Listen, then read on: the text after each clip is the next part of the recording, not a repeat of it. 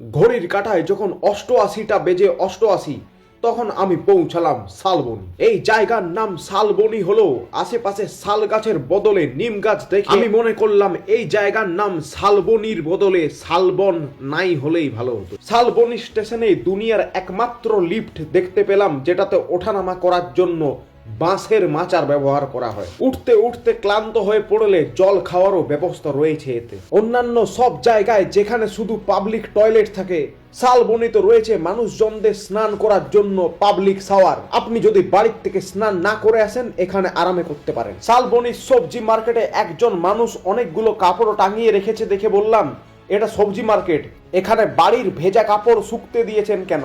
শুনে সে আমার দিকে কেন কটমট করে তাকালো বুঝতে পারলাম না। আসন্ন বিয়ে বাড়ির মরশুমে বোন যাতে মেকআপ করতে পারে তাই তার জন্য আমি একটি মেকআপ বক্স কিনে নিই। দোকানদার আমার কাছে টাকা চাইলে আমি তাকে একটি সাদা কাগজ ধরিয়ে বলি, শালবনীতে তো টাকা ছাপানো হয়, তাই এই কাগজটাতে টাকা ছাপিয়ে নেবে। সে আমার পিঠে অন্য কিছু ছাপ বসানোর আগেই আমি সেখান থেকে পালিয়ে যাই। এখানের বাস স্টপে অন্যান্য সব গাড়ি দাঁড়িয়ে ছিল, একমাত্র বাস ছাড়া। শালবনীতে এসেই জীবনে প্রথমবার ল্যামিনেশন করা ফুলকপি দেখলাম। বাজারে লাল মূলো ও লাল শাক দেখে বুঝতে পারলাম লাল আবার ফিরছে, অন্য কোথাও না হলেও বাজারে। শালবনীতেও যে তীর্থক্ষেত্র রয়েছে এটা আমার আগে জানা ছিল না। সরকারি এই তীর্থক্ষেত্রে অনেকেই যে কর্মসংস্থান পেয়েছে, এটি সরকারের খুব ভালো উদ্যোগ। শালবনীতে এবছর এতটাই ঠান্ডা পড়েছে যে ছাগলকেও সোয়েটার পরে ঘুরতে হয় বাইরে।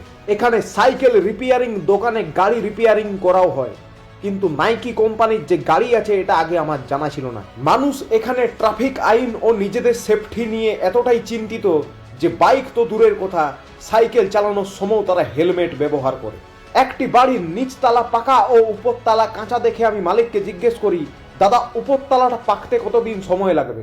মালিক আমাকে বলে, ফালতু না বকে এখান থেকে দূর হ। এখানে ওয়েল্ডিং দোকানে মানুষ 4 চাকা গাড়ি বানিয়ে নেয়, তাই অন্যান্য গাড়ির কোম্পানিরা এখানে আসতে ভয় পায়।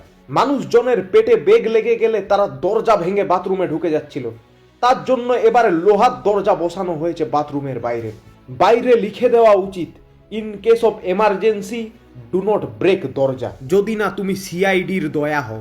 অন্যান্য সব জায়গায় যেখানে গাছ কেটে ফেলা হয়, শালবনীর মানুষজন ড্রেনেও গাছ লাগিয়ে প্রকৃতির ভারসাম্য রক্ষা করে চলেছে। আর এই গাছগুলিকে নিরন্তর জল দেওয়ার ব্যবস্থা করাও রয়েছে এখানে। বড় হোক বা ছোট, এখানে যে কোনো বাড়িয়ে তাদের নিজের পায়ে দাঁড়াতে সক্ষম। অনলাইনে কেনা কোনো জিনিস পছন্দ না হলে আমরা যেমন রিটার্ন করি, তেমনি কয়লাও যে রিটার্ন করা যায় এটা আমার জানা ছিল না।